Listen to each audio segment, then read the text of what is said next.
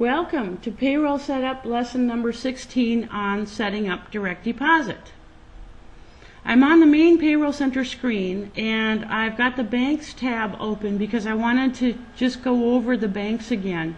You can review the Banks lesson number 7 on setting up your banks in here if you want to review the mechanics of doing it. But basically, you need to have your company account set up in here, and if you're going to do direct deposit, you want to make sure that this check mark is on. Okay, so if it's not, double click on it, make sure it's on, and then resave that account so that you see that it is on. This is the only account that you want to have turned on with this Y here, otherwise you'll confuse the payroll program. Now the rest of the banks in here that you see in this tab are the ones that our employees use for depositing their direct deposit, their payroll. So you basically only need to have the bank in here once, because each bank's account number can be customized for each individual employee. The only exception to this rule is that if some employees have part of their pay going to both a savings and a checking account within the same bank, you need the bank set up twice, once with the checking type open and once with the savings type open. So that's where we start, and then we go into employee setup, and we have to have our employees set up first before we can get into direct deposit. So that's why it's one of the last things you do if you're going to be getting into direct deposit, or it can always be set up at a later time. The first thing you want to do is make sure your general tab is open and double click on an employee who's going to receive direct deposit. Make sure that the direct deposit flag is checked on, alright? And then just resave that employee, because even if they have direct deposit set up in the direct deposit tab, if this is not on, the payroll program will not generate direct deposit in the direct deposit file that the program generates. Okay, so, but also you can turn this off if the employee decides that he doesn't want direct deposit anymore. Okay, on to the direct deposit tab itself. This is where the actual direct deposit is set up for each individual employee. Now first of all, you see a list of all the banks at the right. Now, the ones that have check marks in there are the ones where I have previously set up direct deposit. It's very simple to do. All you do is double click on a bank record. Let me do this one first. And then we set up the direct deposit information at the right here. First of all, you can make a direct deposit record active, and as you hit enter, you're brought down to the account field, where you enter this specific employee's account number for this specific account. Then as you hit enter, you're brought down to the direct deposit type.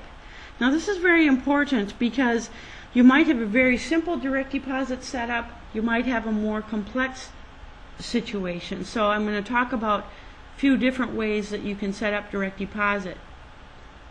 If this employee has decided that he wants a flat amount of his check taken out and sent to this account, then you select the flat amount type from this drop down, and when you press enter, you want to put in how much of his check is going to go to that account.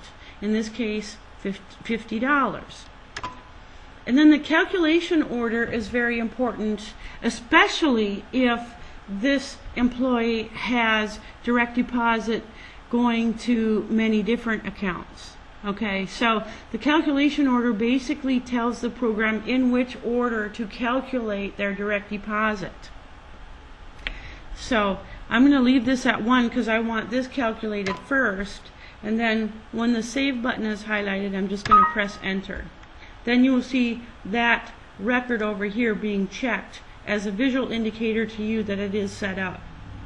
Now on the second bank, on his savings account, I'm going to do the same thing. I double click on the Bremer Bank savings account, I make that record active, I enter his account number for his savings account. When I press enter, If he wants a flat amount of his savings or his payroll going to his savings account, we can select flat amount from this drop down as I did here, and then enter how much of his pay is going to go into the savings account. And because this is the second direct deposit record, I'm going to number this as number 2, and I'm going to save it. Now let me give you a couple other examples of how direct deposit is set up for a few of these other employees. I'll double click on Tony here, and I can see that I have Bramer Bank set up for him going into his checking account. And his is very simple, because what we've said here is that 100% of his pay is going into his checking account, period. That's it. And how we did that is, after we entered the account number, we selected percentage from this type drop down, because we don't always know how much his pay is going to be, right? So we say percentage, and then in the amount field we put 1 in there to represent 100% of his pay going to that checking account, and the calculation order being 1, because this is his only record, and we resave that. So that's a very simple setup. Now let's select another employee where I have a couple of different records in there for him too. Okay? Now this is a situation where he's splitting out his pay 50-50 to go to different accounts. Alright? So in this case, I selected his savings account first. I made it active. There's his account number. And in this case, I'm going to say that a percentage of his pay is going to go into the savings account. And then when I press enter, in the direct deposit amount, I'm putting a percentage of his pay. In this case, 50%, 0.50, is going to go into his savings account. That's the first one to be calculated, and I'm done. The next one, I can tell there's another check mark here, so I'm going to double click on the checking account, and here we said that 50% of his payroll is going to go into his checking account. And that's it. Now let's see if we can see another example. When I click on Brian here, you can see I have 1 record on file for him, so I just double click on it and I can take a look at it. Here he's only having 50% of his pay going into direct deposit. Okay, so that means that the rest of his check will be printed out as a physical check. So you can do that in here. Now if you have any more complex situations than that, we can address those as well. So for example, let's talk about Andrea here. We have no setup for her.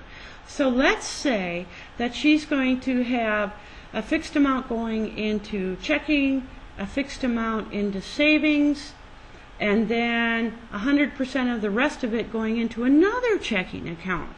We can do that. But the trick here is when you have a cross between fixed amounts and percentages, you want the fixed amounts to be calculated first before the percentages. Okay? So what we're going to do is double click on Bramer Bank, make it active, enter her account number, and select fixed amount. And we're going to say that $100 is going to go into her savings account. We want that calculated first. Okay, then we'll select the next bank, make it active, enter the account number. Fixed amount here too, maybe she wants $200 going into her checking account. That's going to be calculated second. Now that's done. Now let's say that we've taken care of that $300 that she wants direct deposited, right? But the rest of her check she wants direct deposited to a different account. So we're going to select that bank by double clicking on it, making it active, entering the account number. Now here I'm going to select percentage, and I'm going to say that 100% of the rest of her pay is going to go to this account. So again, if you have that specific situation where part of it's going to be a fixed amount and part of it's percentages, enter the fixed amounts first and then enter your percentages, because then COBRA will know the order in which to calculate things intelligently. That ends the lesson on setting up direct deposit.